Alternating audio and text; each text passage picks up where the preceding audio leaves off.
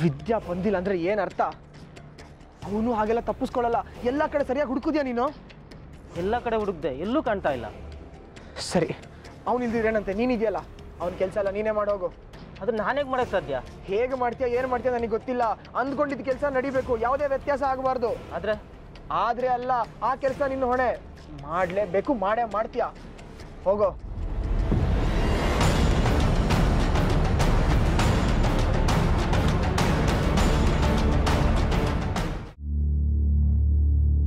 ಮದುವೆ ಆಗೋಕ್ ಬಂದಿದ್ದಾನ?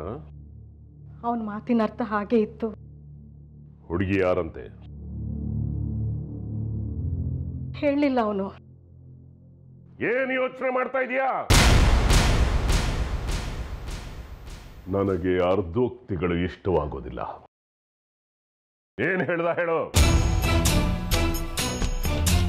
ಮದುವೆ ಹುಡುಗನ ಹಾಗೆ ಅಲಂಕಾರ ಮಾಡ್ಕೊಂಡು ಹೋಗ್ತಿದ್ದ. ಹೋಮದ ಅಂತ್ಯದ ವೇಳೆಗೆ ನನ್ನ ಗೃಹಸ್ಥಾಶ್ರಮ ಆರಂಭ ಅಂತ ಹೇಳ್ದ.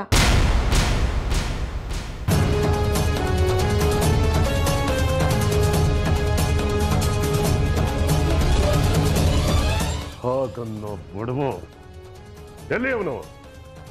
ನೀವು ಸಿಟ್ಟಾಗ್ಬೇಡಿ. ಹೋಮ ಮುಗೀತಿದ್ದಾಗೆ ಅವನೇನೋ ಒಂದು ಅವಾಂತರ ಮಾಡ್ತಾನೆ. ಅವನನ್ನ ಹುಡುಕಿಸಿ ಮನೆಗೆ ಕಳಿಸ್ಬಿಡಿ. ನನ್ನದೊಂದು ದೊಡ್ಡ ಸಾಧನೆ ಆಗಬೇಕಾಗಿದೆ. ಅವನ ಕ್ಷುಲ್ಲಕ ಕಾರಣಕ್ಕೆ ಅದು ಬಲಿಯಾಗಬೇಕಾ? ಸಾಧ್ಯ ಇಲ್ಲ, ಸಾಧ್ಯ ಇಲ್ಲ. ಸಿಟ್ಟು ಕಡಿಮೆ ಮಾಡ್ಕೊಳ್ಳಿ, ದುಡುಕ್ಬೇಡಿ. ಬೆಳೆದ ಮಗ ತಪ್ಪಾಗತ್ತೆ.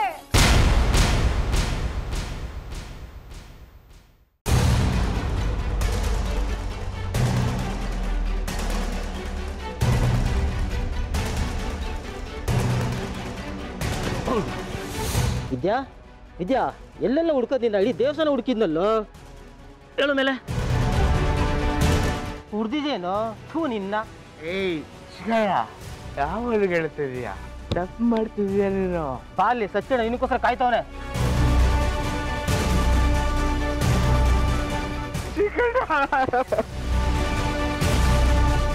ಅಪ್ಪದ್ರ ನಂಬೇಡ, ಮೋಸ ಮಾಡ್ತಾರೆ. ಶೇಖರಿ, ಅಡಿಗೆ ಬಿಟ್ಟ ಶೇಖರಿ ನಮ್ಮಪ್ಪ ನನಗೆ ಮೋಸ ಮಾಡ್ಬಿಟ್ಟ. ಶೇಖರ ಯಾಕೋ ಏನೋ ಮಾತಾಡ್ತೀಯ? ಅದಳ ಏಯ್ ಬಾಲಿ ಸಚ್ಚಣ ಇನ್ನಕ್ಕೋಸ್ಕರ ಕಾಯ್ತವನೆ, ಬಾ.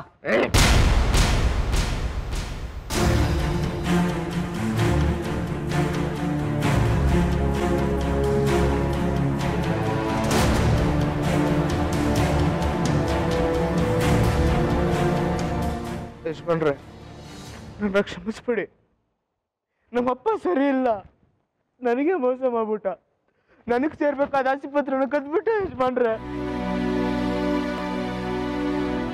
ನೀವು ದೇವ್ರಂತವ್ರು, ಸಾಕ್ಷಾತ್ ತಮ್ಮರ ಸ್ವರೂಪ. ನಿಮ್ಮ ಮಗನೂ ಅಷ್ಟೇ, ನಿಮಗೆ ತುಂಬಾ ಒಳ್ಳೆಯವರು. ನಮ್ಮ ಅಕ್ಕ ಸುಂದ್ರಿ, ಇಬ್ಬರು ಸುಂದ್ರಿನ ಮದುವೆ ಆಗ್ತಾರಂತೆ.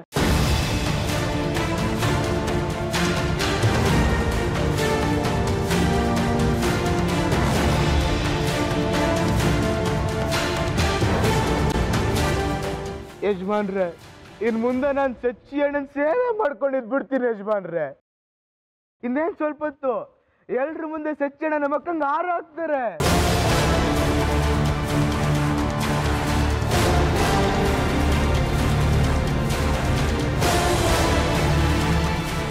ಆದ್ರೆ ನಮ್ಮಪ್ಪ ಚಿಕ್ಕಮ್ಮ ಇನ್ನನ್ನ ಅಮ್ಮನೆ ಕಳಿಸ್ಬೇಡಿ. ಯಜಮಾನ್ರೆ, ನಮ್ಮಕ್ಕ ನಿಮ್ಮನೆ ಸೊಸೆ ಆಗ್ತಾಳೆ. ಇವತ್ತೇ ನಿಶ್ಚಿತಾರ್ಥ.